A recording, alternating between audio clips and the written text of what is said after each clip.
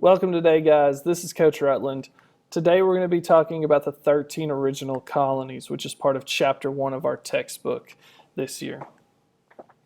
So to start off, we have a couple essential questions. First, where were each of the 13 colonies located?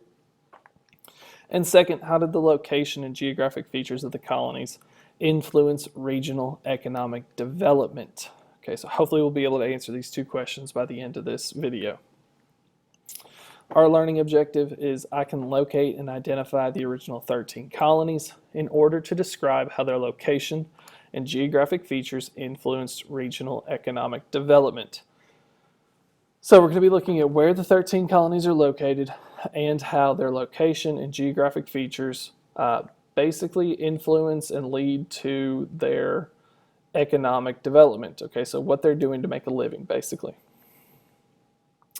So to start off, there are three colonial regions that we have to talk about.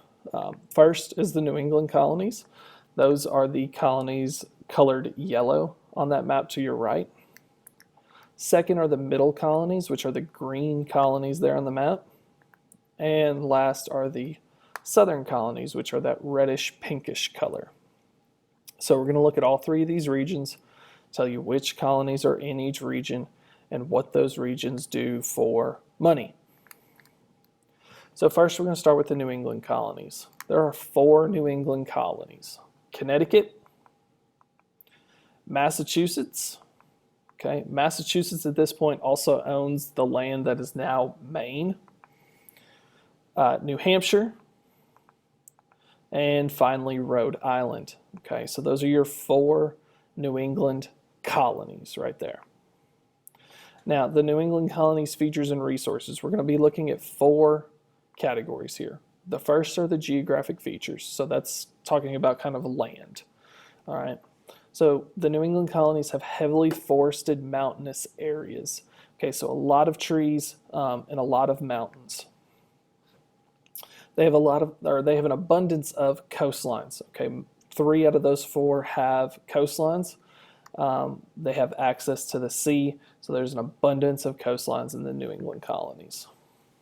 Also looking at the weather, they have cold winters with short, moderately hot summers, so kind of the opposite from Tennessee. Second category we're going to look at is natural resources, so these are things that are coming from nature itself. First is going to be timber from those heavily forested areas. Second is fish from those abundant coastlines. The third category we're going to look at is capital resources. Now, capital resources are things that are man-made, such as tools and buildings. Okay. Fourth category is their specialization. What do the New England colonies specialize in to make money? First, it's fishing. With the abundant coastlines and the natural resources of fish, they make a lot of money by fishing. Second is shipbuilding. Okay, you need a boat to go fishing, especially commercially like they do. So they become very good at building ships.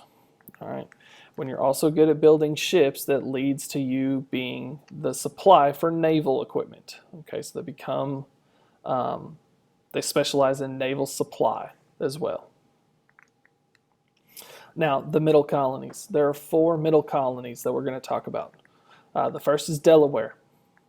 Next we have New Jersey, New York, and Pennsylvania. Okay, so those are our 4 middle colonies.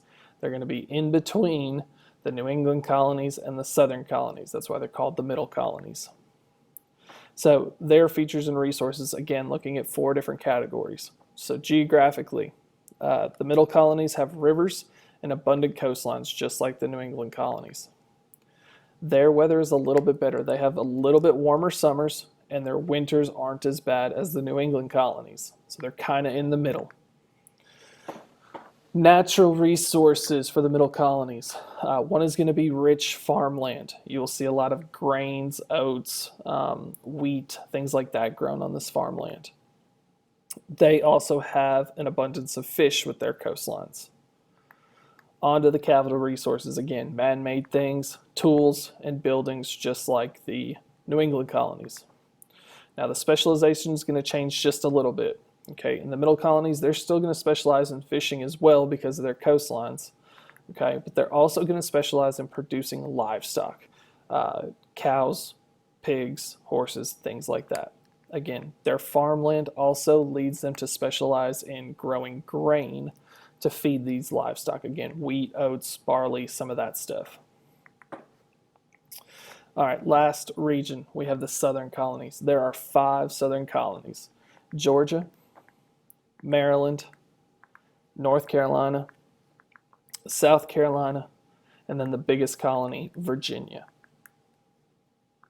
So the southern colonies' features and resources, again, geographically, rivers and hilly coastal plains. These coastal plains will be great for farming.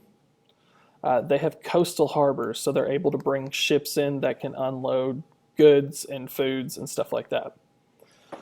Their summers are going to look a lot like Tennessee summers, or the weather is, I should say.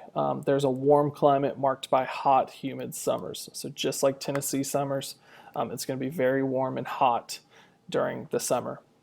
Natural resources, the fertile soil is the biggest one for the southern colonies. They also have a good amount of timber for natural resources as well. So the capital resources, again, same thing as the other two, tools and buildings.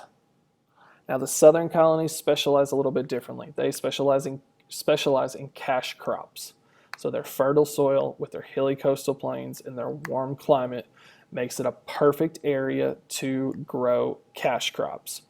They have 3 main cash crops, and that's tobacco, rice, and indigo. Those are going to be the 3 big money makers.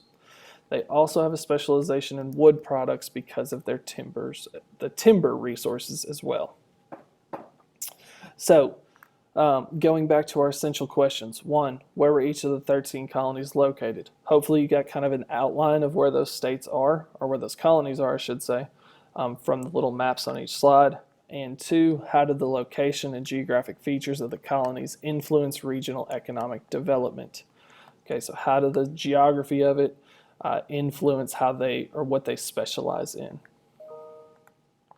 Last, our learning objective, I can locate and identify the original 13 colonies in order to describe how their location and geographic features influenced regional economic development. Okay, so hopefully you are able to do that by the end of this video. That's it for today. We'll see you next time.